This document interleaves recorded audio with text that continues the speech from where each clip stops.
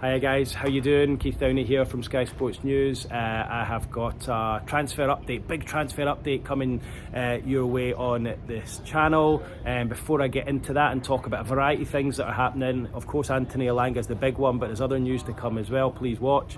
Before I do that, please give me a press the subscribe button if you haven't done already. I've really appreciated getting an extra couple of thousand subscribers over the last couple of weeks. It's really helped.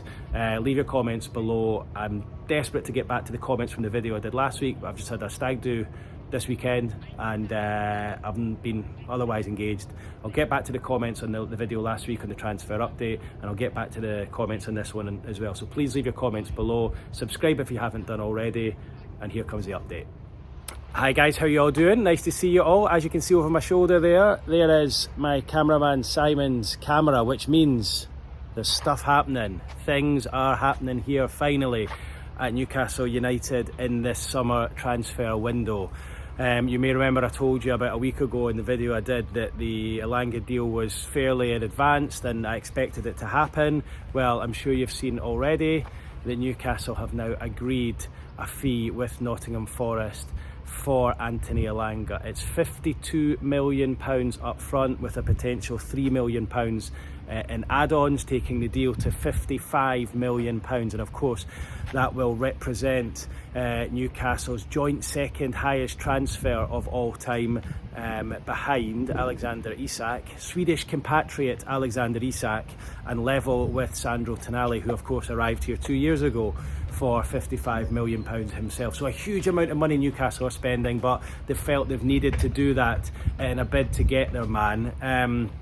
Look, if I'm being honest, I think Brian Mbeumo was probably the first choice at the start of the transfer window, but obviously he made it clear he was going to go to Manchester United, and Newcastle instead have turned their attentions to Elanga. But you only need to look as far as last season to know that Newcastle, by the way, sorry, while I interrupt you, what a day it is. Look at this, beautiful. It's about 21 degrees here at the Newcastle training ground.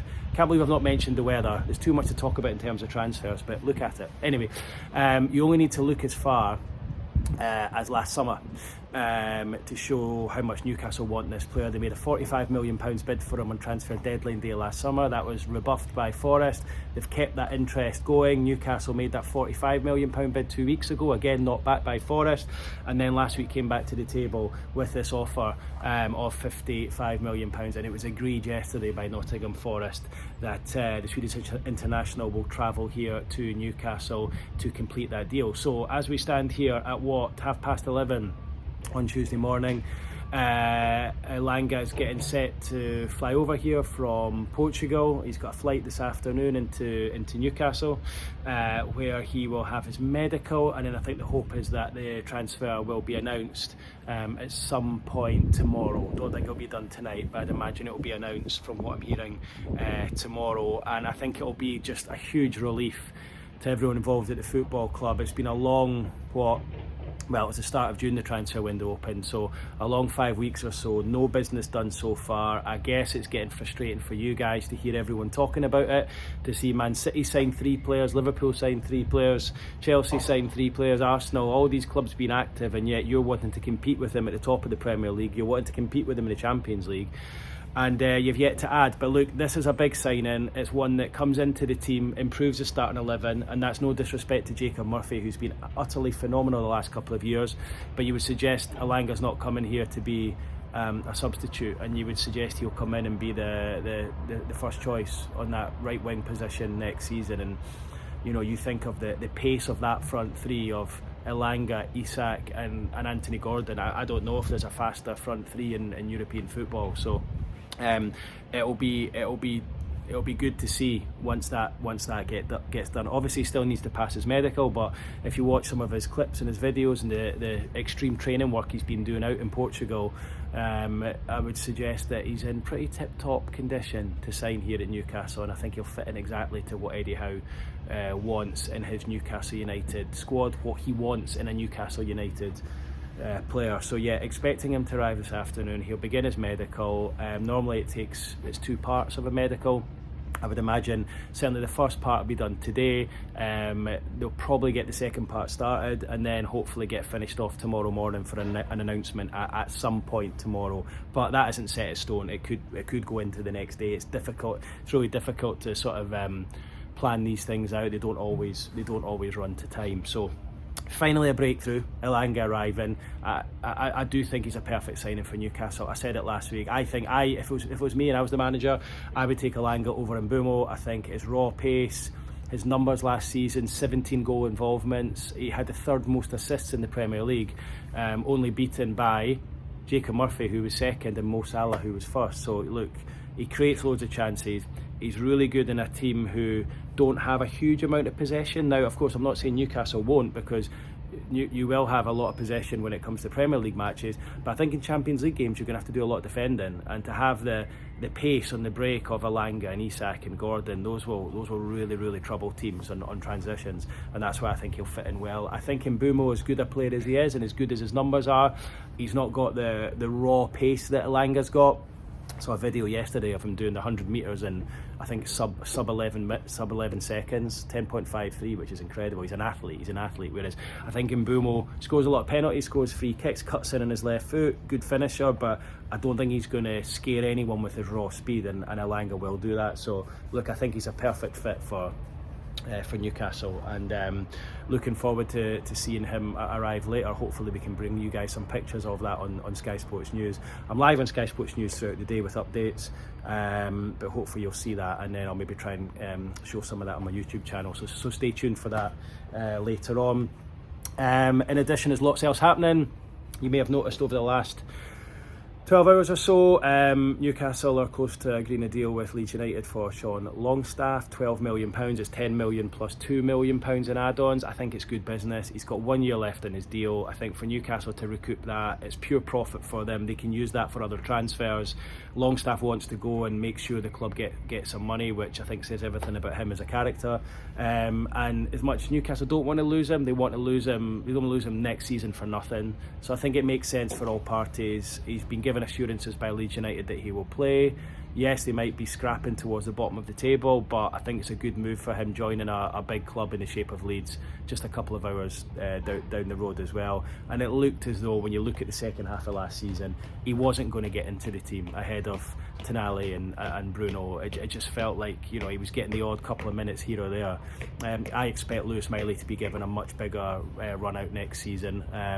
And I suppose what the club wouldn't want to do is someone like Sean, perhaps maybe holding Lewis back a little bit by all that added and extra competition. So I think it's a good move for the club, and it allows you to then go out and, you know, put more money towards getting a centre half, or more money towards getting another forward.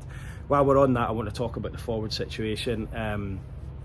Now, once Elanga's in and done, my information is that the priority will be to bring in another striker to compete with Isak. Obviously, you missed out on João Pedro a couple of weeks ago, but a player of that ilk, someone who can play a 9 but also can play, you know, off to the side as well. That will be the priority, because as it stands, with Callum Wilson leaving yesterday, Isak's the only out-and-out striker. Yes, as well as Sula there, but I think there's a chance he may go out on loan at the start of this season, so we'll wait and see. However, if Newcastle don't bring anyone in, then Asula probably will stay. On Asula, you probably know this, he's best mates with Alexander Isak, best mates with Anthony Elanga, sorry, and Elanga is obviously really close with Isak through their international meetups with Sweden.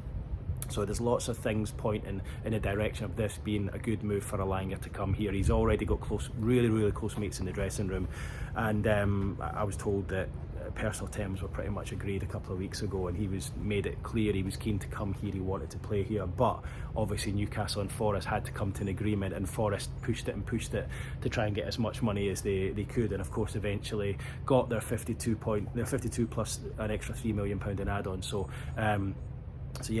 for them, they feel like they've got a good deal. Time will tell. We'll have to wait and see whether Newcastle have got a steal there, or whether Forest have made a mistake. But I honestly think it's such a good addition for Newcastle. So obviously, you know, Wilson yesterday, Callum Wilson away. Sean Longstaff set to join Leeds. It's not been agreed yet, but they're deep in conversations. I expect that one to go through for the £12 million.